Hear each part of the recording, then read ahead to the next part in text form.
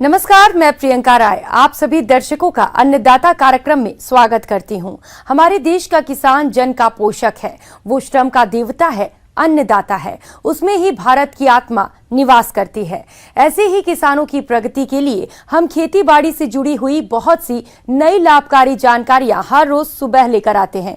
तो चलिए कार्यक्रम शुरू करने से पहले देखते हैं क्या है आज के अन्नदाता में। अपने राज्य में किसान विभिन्न सब्जियों की खेती करते हैं और इनकी खेती करके अच्छी आय भी कमाते हैं। तो जो किसान सब्जी के लिए ग्वार की खेती करने जा रहे हैं, वे ग्वार की उन्नतशील किस्मों का चयन करके खेती करें तो अधिक उपज ले सकते हैं।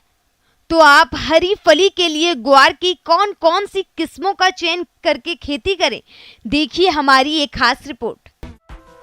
ग्वार फली की खेती किसानों के लिए अच्छी आमदनी का जरिया बन सकती है, क्योंकि ग्वार एक बहुउद्देशीय फसल है।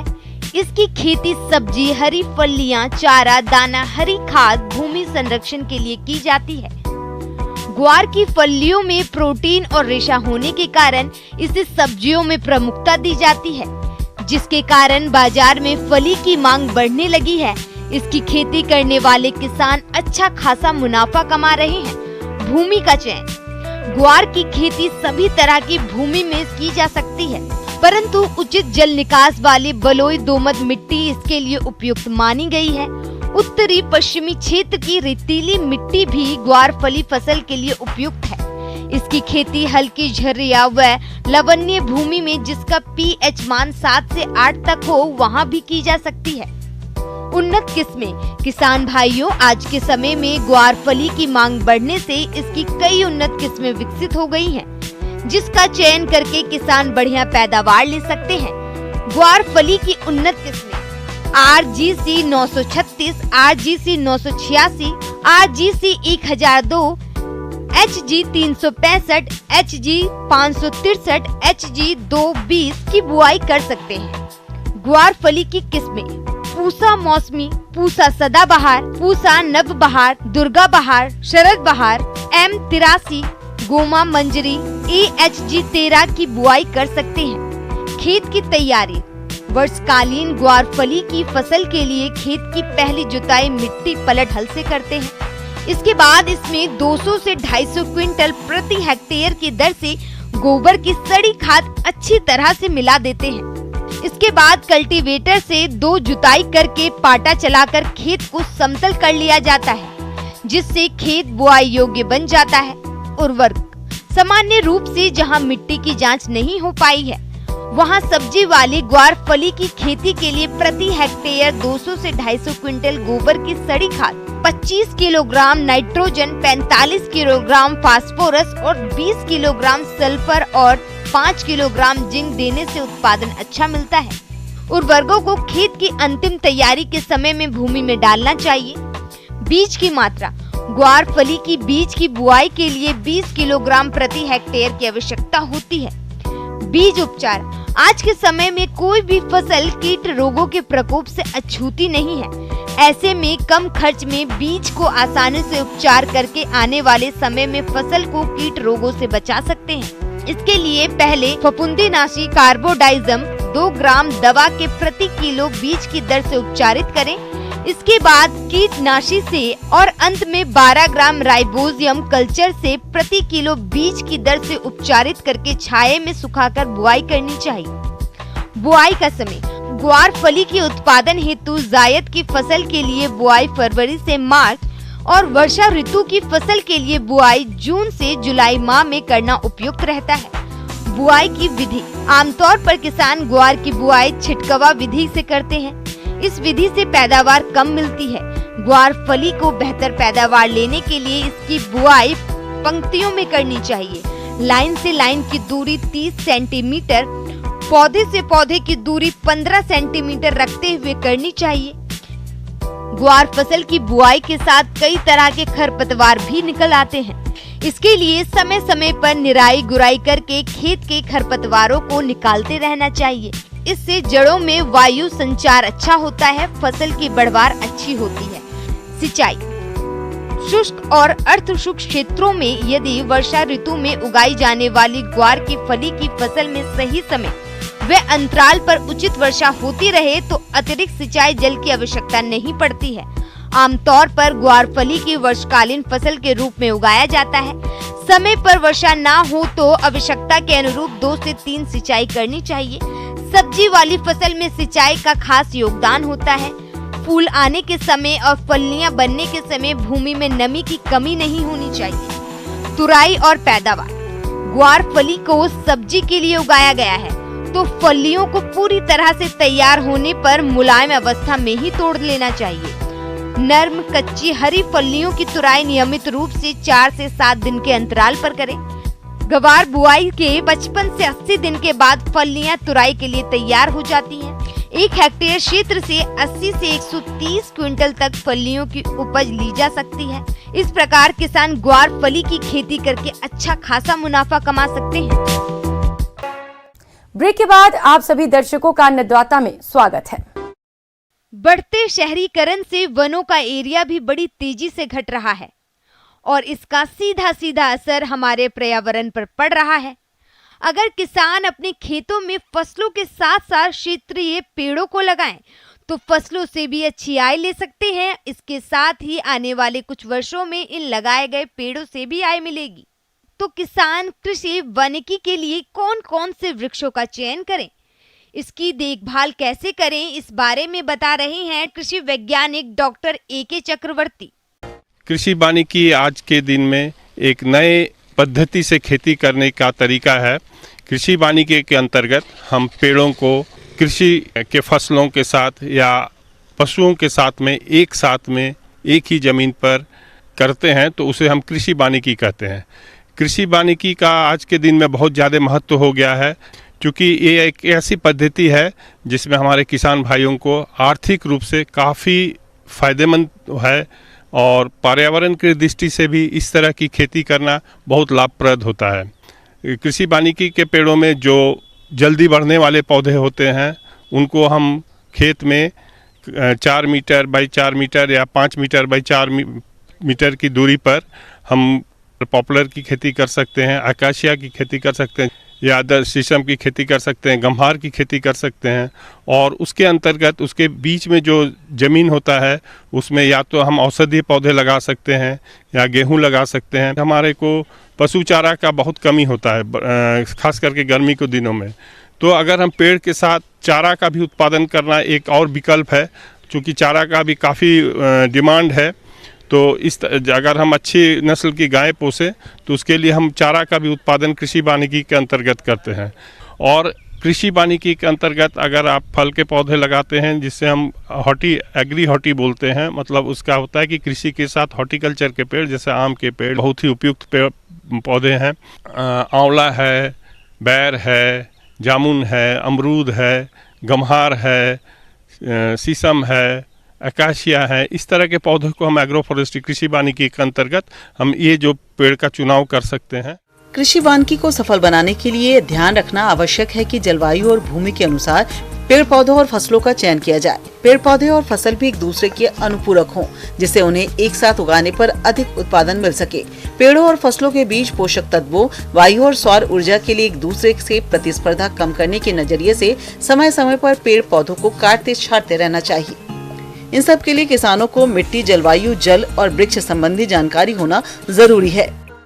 पेड़ का चयन करने के लिए हमेशा हमें ये ध्यान रखना होगा कि जो जल्दी बढ़ने वाले पौधे होते हैं, जो कम छायादार पौधे होते हैं, उनको हम कृषि वानिकी के लिए चयन करते हैं। चूँकि आज के डेट में लकड़ी का काफ़ी दाम बढ़ गया है तो ये 7 से 8 साल में अगर ये पेड़ जो तैयार होने वाले होते हैं उस तरह के पेड़ का हम कृषि वानिकी के अंतर्गत चयन करते हैं। दूसरी जो सबसे महत्वपूर्ण बात यह है कि इसमें हम जब कृषि फसल की चुनाव करते हैं तो इसका भी ध्यान रखा जाता है कि कौन सा फसल को चुनें, क्योंकि शुरू के 3-4 साल तक तो हम इस तरह के किसी फसल को चुनें जो कि जिसमें कि प्रकाश की ज़रूरत हो। लेकिन बाद के सालों में जब पेड़ बड़ा हो जाता है तब चूँकि उसका छाया थोड़ा ज़्यादा हो जाता है तो वैसे समय में हम छायादार पेड़ के नीचे में जो फसल अच्छी होती है, जैसे हल्दी हो गया, अदरक हो गया, ओल हो गया, इस तरह का जो खेती होती है उसके साथ हम दोनों को कर सकते हैं। पेड़ के साथ खेती करने से ये फ़ायदा है कि अगर हमारा कृषि अगर किसी कारणवश सूखे के वजह से या बाढ़ के वजह से अगर बर्बाद भी होता है तो हमारा जो पेड़ है वो रह जाता है, तो उससे हमारे आर्थिक दृष्टि से उतनी हमें क्षति नहीं होती है। दूसरी चीज़ है कि हम इसमें जो जानवर है उसे भी हम पोस सकते हैं, इसके साथ किसको हम कम्बिनेशन करें, ये बहुत महत्वपूर्ण चीज़ें हैं। दूसरा बात ये है कि पर्यावरण की दृष्टि से इसको हम इको फ्रेंडली भी कर सकते हैं। तो ये एक तरह से हमारा जो आर्थिक स्थिति है किसान भाइयों का, ये काफ़ी इससे सुधार हो सकता है। इन सभी प्रणालियों का उद्देश्य जमीन का समुचित उपयोग और प्रबंधन है। इन पद्धतियों से फलदार वृक्ष, चारा, खाद्यान्न फसलें और ईंधन की प्राप्ति के साथ साथ विभिन्न सब्जियां और इमारती लकड़ी भी प्राप्त होती है। कृषि वानिकी के लिए वृक्षों का चुनाव। इस कार्य को करते समय ध्यान रखना चाहिए कि पेड़ तेज गति से वृद्धि करने वाला हो, पेड़ की जड़ें गहराई तक जाने वाली हो, पेड़ में फल के साथ साथ हरा चारा देने की क्षमता हो तो अधिक बेहतर रहता है। पेड़ इमारती लकड़ी एवं ईंधन प्रदान करने वाला होना चाहिए। इन बातों को ध्यान में रखकर आम किसान कृषि वानिकी से भरपूर लाभ उठा सकते हैं। हाँ, अगर आप खेत में लगा रहे हो तो इसका प्रोटेक्शन बहुत ज़रूरी है कि हमारा पौधा जो है कोई इसका घेरा, खेत का घेरा होना ज़रूरी है। और अगर बंड पे भी लगा रहे हैं तो वहाँ पर गैबियन से हम लगा सकते हैं। अगर वानिकी के पौधे लगा रहे हो, समय समय पर उसको प्रूनिंग करने की आवश्यकता है। प्रूनिंग का अर्थ ये होता है कि पेड़ का जो हम काटते हैं उनकी डाली को, और पेड़ सीधा बढ़ना चाहिए। तो ये सब जो मुख्य बातें हैं इसको अभी ध्यान में रखने की बातें हैं। आगे और भी हैं खेती बाड़ी से जुड़ी हुई बहुत सी रोचक जानकारियां। यहाँ रुकेंगे एक और छोटे से ब्रेक के लिए।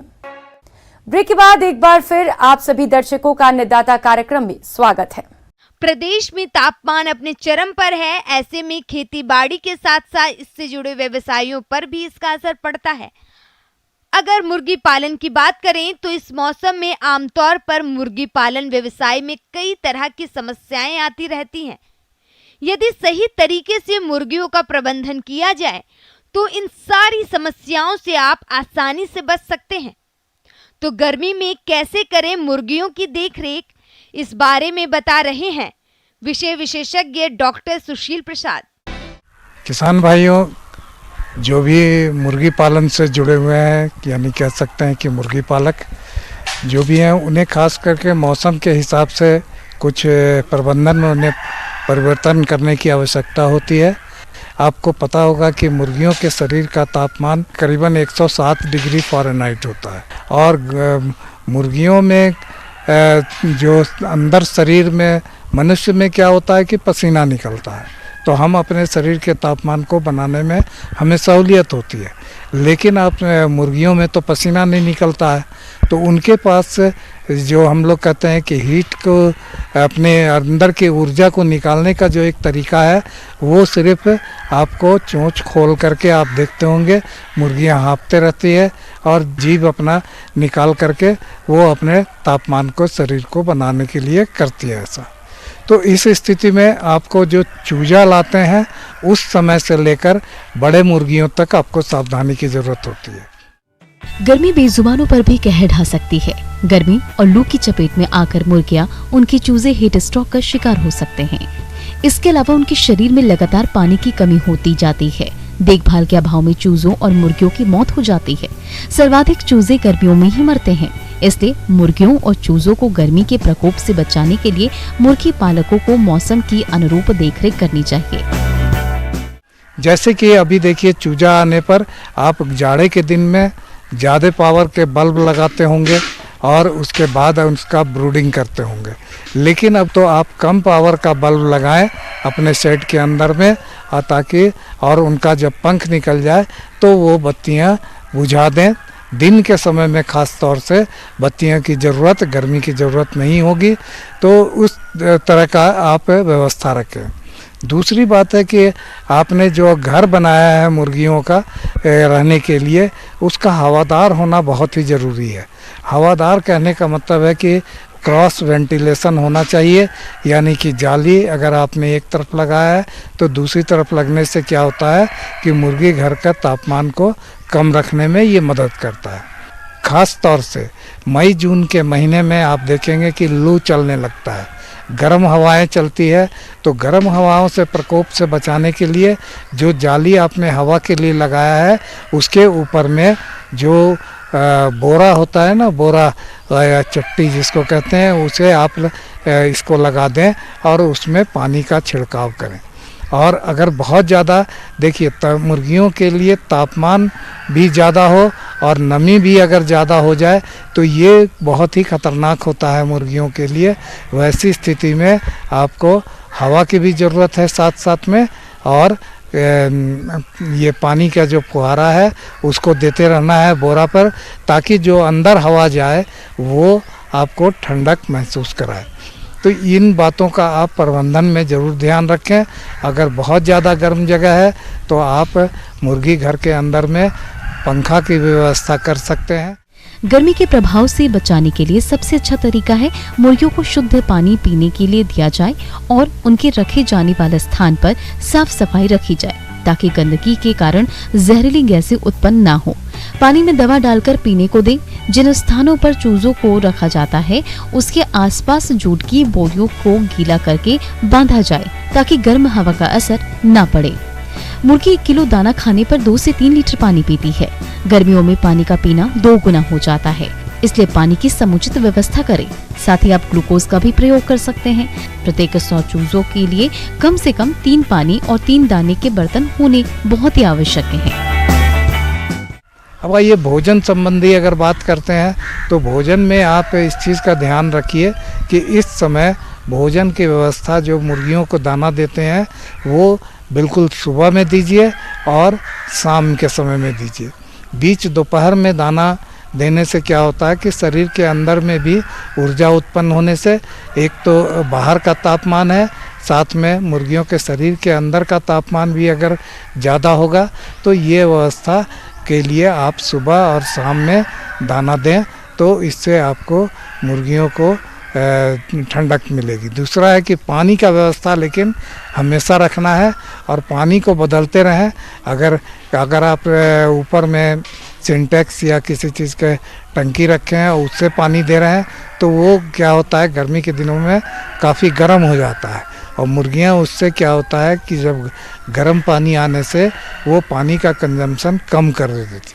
ऐसी स्थिति में आप उसे घड़े का भी पानी दीजिए, लेकिन समय समय पर उसको परिवर्तित करते रहिए ताकि उसको ठंडा पानी मिले, और पानी मिलने के से उनको थोड़ा सा इस चीज़ का है कि ठंडा पानी में वो ज़्यादा पानी भी पिएंगे तो आपको गर्मी से इसका बचाव हो सकता है। एक चूजे के लिए 0 से 8 सप्ताह की आयु तक स्टार्टर आहार, 8 से 20 सप्ताह की आयु तक ग्रोवर आहार और बाद में लेयर या फिनिशर दाना देना चाहिए, क्योंकि उम्र के आधार पर मुर्गी के शरीर को विभिन्न पोषक तत्व जैसे प्रोटीन, वसा के लिए मिनरल्स और विटामिन की आवश्यकता अलग होती है। इस प्रकार दाना बाजार में आसानी से उपलब्ध है। साथ ही इसे आप घर पर भी बनाकर दे सकते हैं और इसके अलावा बीमारियों से बचाव के लिए समय से मुर्गियों का टीकाकरण कराएं। और विटामिन सी, एक ऐसी दवा जो विटामिन सी जिसमें हो उसको दीजिए, तो ये मुर्गियों को आपको गर्मी के दिनों में बचाने में महत्वपूर्ण है। इन सभी बातों का आप गर्मियों के दिनों में खास तौर से मुर्गी पालक जो भी भाई हैं वो इस चीज़ का ध्यान रखें।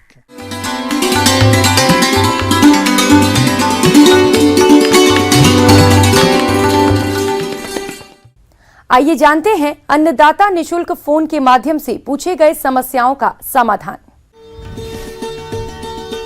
अन्नदाता निशुल्क फोन संपर्क सेवा के माध्यम से पूछे गए प्रश्नों में से आज हमने जिस प्रश्न को कार्यक्रम में शामिल किया है उसे पूछा है ग्राम सिरोडी, जिला जोधपुर के कृषक मनोज कुमार ने। आप बेर की उन्नतशील किस्मों के बारे में जानकारी चाहते हैं तो मनोज कुमार जी आपकी जानकारी के लिए प्रस्तुत है कार्यक्रम का ये अंश। बेर की बागवानी आमतौर पर शुष्क इलाकों में की जाती है, जो अपने प्रदेश के लिए काफी उपयुक्त है। बेर हमारे लिए बहुउपयोगी और पोषक फल है। इसमें विटामिन सी तथा ए प्रचुर मात्रा में होते हैं। विटामिनों के अलावा बेर में कैल्शियम, फास्फोरस तथा आयरन, खनिज लवण भी प्रचुर मात्रा में पाए जाते हैं, जिससे इसकी बागवानी करने वाले किसान अच्छा मुनाफा भी कमाते हैं। व्यावसायिक दृष्टि से बाग लगाने के लिए ऐसे स्थान का चयन करें जो शहर के नजदीक हो और यातायात की पर्याप्त सुविधा हो।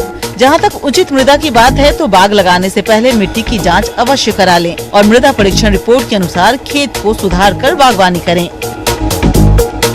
नए बाग की स्थापना के लिए दूसरा जो मुख्य पहलू आता है वो है उन्नत किस्मों के चुनाव की। व्यावसायिक दृष्टिकोण से उत्पादकों को चाहिए उन किस्मों का चुनाव करें जिनकी बाजार में अच्छी मांग हो।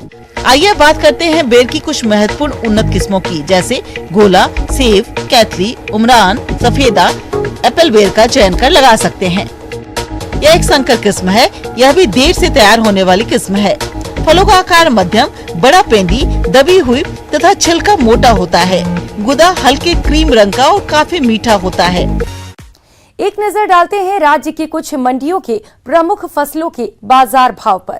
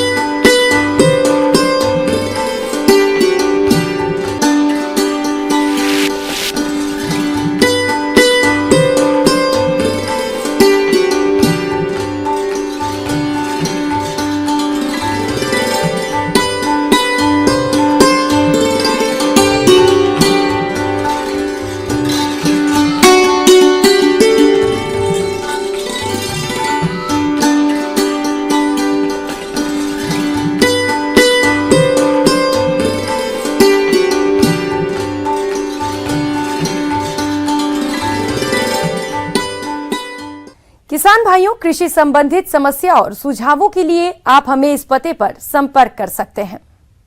प्रोड्यूसर अन्नदाता news 18 Rajasthan, Ramoji film city, Hyderabad 501512।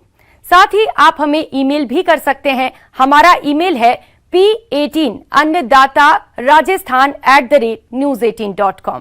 इसके अतिरिक्त आप हमें निःशुल्क हेल्पलाइन नंबर 1800-8892-163 पर सोमवार से शनिवार सुबह 10 से शाम 4 बजे के बीच संपर्क कर सकते हैं। अब समय हो रहा है आपसे विदा लेने का। कल फिर मुलाकात होगी कृषि से जुड़ी महत्वपूर्ण जानकारियों के साथ। तब तक के लिए नमस्कार।